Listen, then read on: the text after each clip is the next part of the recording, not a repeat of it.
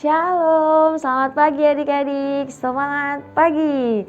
Aku mau kenal Tuhan, aku mau cinta Tuhan melalui firman-Nya.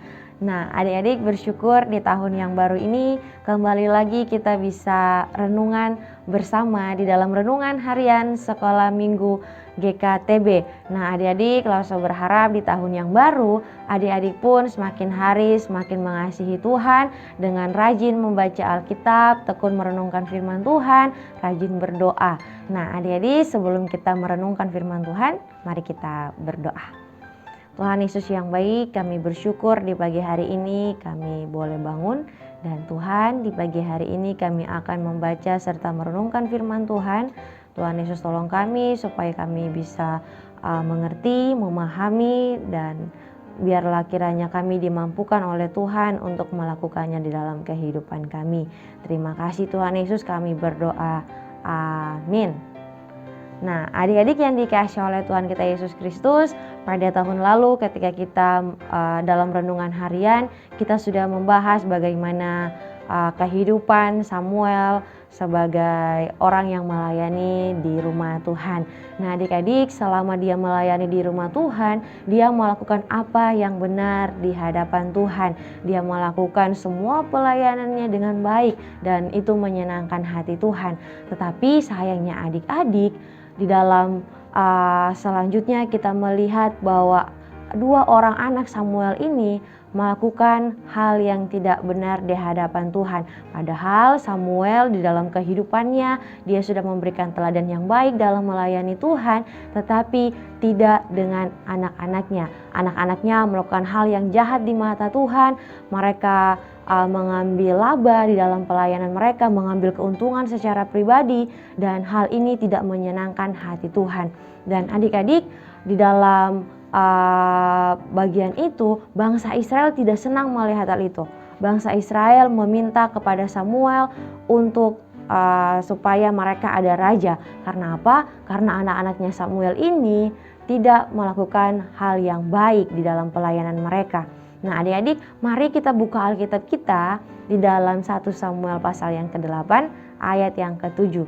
Sekali lagi di dalam 1 Samuel pasal yang ke-8 ayat yang ke-7. Lausamela akan membacakan bagi adik-adik semua. Firman Tuhan berkata, Tuhan berfirman kepada Samuel, dengarkanlah perkataan bangsa itu dalam segala hal yang dikatakan mereka kepadamu, sebab bukan engkau yang mereka tolak, tetapi akulah yang mereka tolak, supaya jangan aku menjadi raja atas mereka.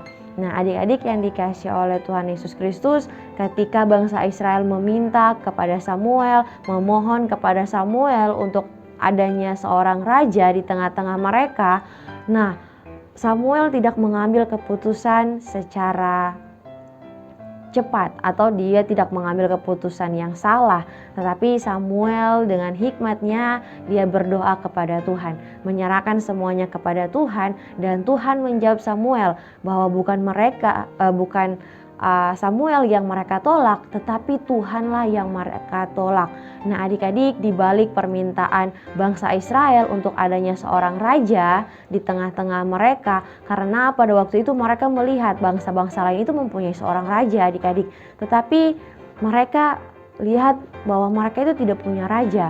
Nah, karena pada waktu itu Tuhan memerintah langsung di tengah-tengah bangsa Israel. Tetapi dengan angkuhnya bangsa Israel, mereka meminta supaya ada seorang manusia menjadi raja di tengah-tengah mereka.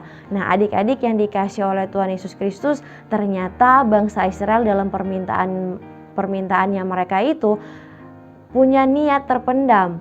Dengan adanya pemimpin seorang raja dalam bentuk manusia, mereka bisa melepaskan diri dari ketaatan atau keterikatan mereka untuk selalu patuh dengan Allah.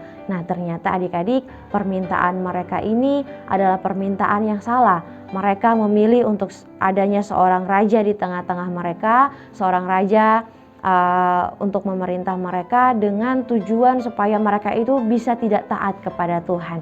Nah, ini merupakan pilihan yang salah dari bangsa Israel karena mereka meminta hal yang tidak berkenan di hadapan Tuhan. Nah, adik-adik, melalui cerita firman Tuhan di hari ini, kita mau belajar untuk seperti Samuel. Samuel ketika ada orang-orang yang mengesalkan hatinya, yang membuat dia marah, tetapi dia mengambil tindakan yang tepat, yaitu berdoa kepada Tuhan, meminta petunjuk daripada Tuhan, dia menyerahkan semuanya itu kepada Tuhan. Nah, adik-adik, dalam kehidupan kita sehari-hari pun harus demikian. Mungkin ada teman-teman yang membuat kita jengkel, mungkin ada orang-orang di sekitar kita yang membuat kita jengkel, tapi jangan langsung dipukuli atau langsung dimarah-marah sehingga kita mengeluarkan kata-kata kotor. Jangan ya. Jadi kalau ada orang-orang yang bertindak tidak baik kepada kita, mari kita berdoa untuk mereka supaya mereka bisa berubah, Tuhan bisa mengubahkan kehidupan mereka untuk menjadi orang yang lebih baik, sehingga tindakan kita pun bisa memuliakan Tuhan dan kita pun bisa menyenangkan hati Tuhan. Amin. Untuk kebenaran firman Tuhan, mari kita berdoa. Tuhan Yesus, kami bersyukur untuk firman Tuhan di pagi hari ini. Tolong kami untuk menjadi anak-anak yang selalu mengandalkan Tuhan ketika orang lain menyakiti kami, ketika orang lain melukai hati kami. Tolong kami supaya kami tidak melakukan hal-hal yang tidak berkenan kepada Tuhan. Kami tidak cepat marah, bahkan mengeluarkan kata-kata kotor, tetapi biarlah Tuhan, ketika ada orang yang membuat kami marah, membuat kami kesal, kami mampu mendoakan mereka supaya mereka bisa menjadi orang yang lebih baik lagi. Terima kasih Tuhan Yesus, kami berdoa dan kami bersyukur. Amin. Nah, adik-adik, kita sudah selesai dalam renungan harian kita. Sampai bertemu pada besok hari. Kiranya adik-adik juga semakin hari semakin tekun merenungkan firman Tuhan. Adik-adik juga semangat dalam bersekolah dan tetap jaga kesehatan. See you tomorrow. Bye.